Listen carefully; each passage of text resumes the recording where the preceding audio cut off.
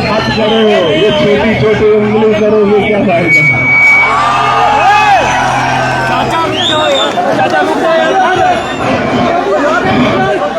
Connection मैंने गुजारिश की है, जो यहाँ के नौजवान है, अगर ये चले जाएंगे, सब लोग हमारे लोग भी चाहिए, प्लीज देखो, बात ही नहीं कर पाऊंगा तो क्या फायदा। तारे कट रही चाहिए, मेहरबानी मेरे लिए चले जाइए। कोई तो हम भी उतरो प्लीज। आवाज आ रही है। 8 महीने बहुत सारे लोगों ने प्यार दिया। जब 8 महीने जेल के अंदर रहा चाचू, तो समझने के लिए मेरे पास वक्त था। जब मैं सोचता था, अपने ऊपर मुहासबा करता था कि मेरी क्या पता कहीं पे गलती हो, जिसकी सजा मुझे मिल रही हो या मेरी आवाम को भुगतनी पड़ रही हो। लगातार 8 महीने हर बार ये एहसास होता गया कि महराज जेल के अंदर तो है, आवाम परेशान भी है, लेकिन जो काम मैं कर रहा हूँ या करता आ रहा हूँ ये बहुत अच्छा है। इसे छोड़ने का मन जेल की सलाखों में भी याद नहीं आया। और दूसरी बात, मेरा मुल्क हिंदुस्तान है, यहाँ पर देश का आईन है। सुनो असली बात, कोई किसी का सर फोड़ दे, कानून में लिखा है कि उसको सजा कितनी है। कोई किसी का कत्ल कर देता है, लिखा है कि कातिल को इतने साल की सजा है। कोई किसी से झगड़ा करता है, उसके लिए कानून है, सजा है। लेकिन एक और भी है जिसने हम सबको बनाया है, जिसने इस दुनिया को बनाया है। हम तो देश के कानून से डरते हैं, डरेंगे क्योंकि कानून हमारी हिफाजत के लिए, हमारी बेहतरी के लिए है। लेकिन एक और है जिसने इंसान को बनाया है, उसका भी एक कानून है, जो मरने के बाद वहां गवाही किसी की नहीं चलेगी। वहां इंसान के पुर्जे अपनी गवाही देंगे।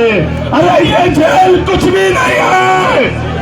अगर ईमान है कि मौत के बाद इंसान को उठाया जाएगा, उससे हिसाब लिया जाएगा, तो बताओ कितने, क्या हम जन्नत के हकदार हो रहे हैं? क्या हमारे अमाल वैसे हैं? अरे देश के कानून से इंसान कांपता है।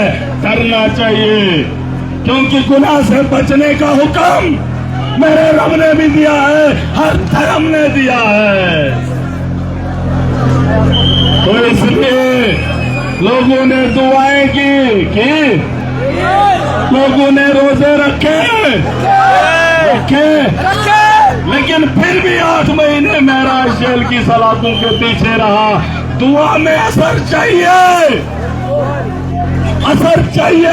क्योंकि हर आदमी इसका जवाबदेह है कि नहीं? और बाकी यहाँ जो मैं 8 महीने के बाद आया हूँ, यहाँ सब बदला है। अब माहौल बदला है कि नहीं, वो देखना है।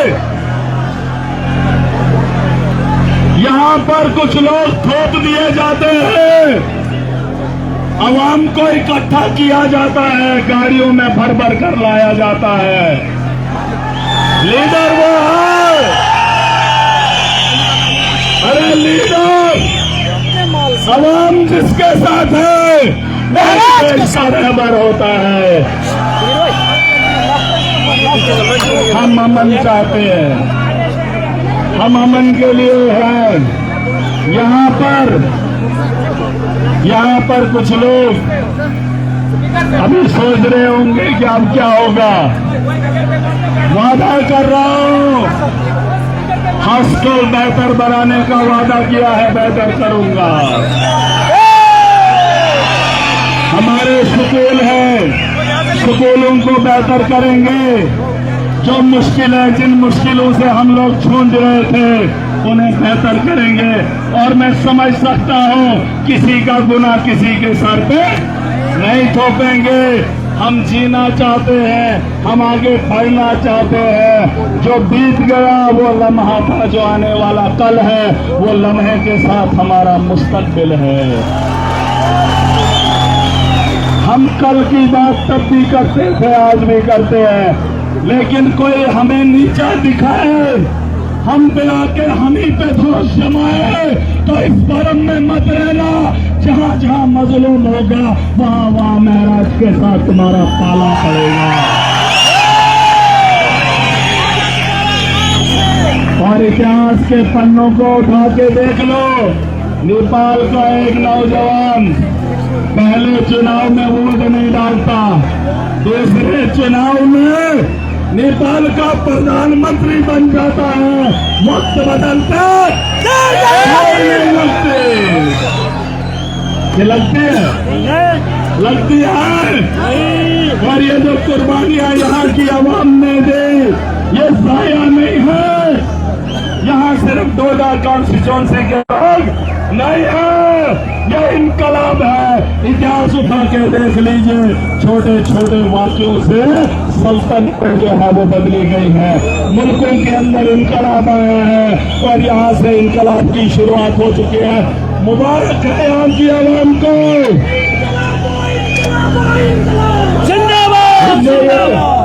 जो काम आपने उस दिन किया जब महराज को जेल की ओर लिया जा रहा था, सदियों तक लिख लो, अरे लिख लो, सदियों तक नस्लों की नस्लें इस इतिहास को पढ़ेंगी, जानेंगी। मोदी का शासन था, तानाशाही देश के अंदर थी, जम्मू कश्मीर की खस्ता हालत थी, सरकार के जुबान पे लगाम थी।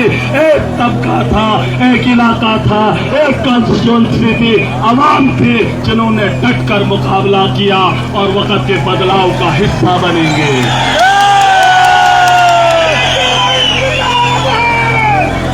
जरूरी है नहीं, हमेशा हमने कश्मीर को देखा कि कश्मीर में क्या हो रहा है, दिल्ली के अंदर देखा दिल्ली के अंदर क्या हो रहा है। क्या जरूरी ये नहीं कि एक बार हवा इन पहाड़ों से भी चले? चलेगी। गांव का घी पसंद है, गांव की रोटी पसंद है, डॉक्टर वो रिकमेंड करता है ना, वो खाने के लिए, क्योंकि उसमें खाद नहीं होती है, उसमें मिलावट नहीं होती है। तो गांव के लोग बुरे कैसे, गांव का नेता बुरा कैसा? अरे जब मैं कॉलेज में पढ़ता था, एक बात बताऊंगा, अब दोस्तों का नाम नहीं लूंगा लेकिन बोलूंगा।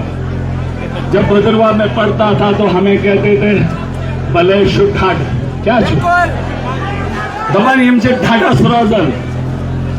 अब मजाक मजाक में बोलते थे क्योंकि हमारा इलाका है ही वैसा, पहाड़ी इलाका है, जंगल है, मतलब बड़ा मुश्किल टफ है। बड़ा मैंने सोचा, गलत भी नहीं कहते थे, लेकिन मुझे सोचने के लिए बड़ा वक्त चाहिए था।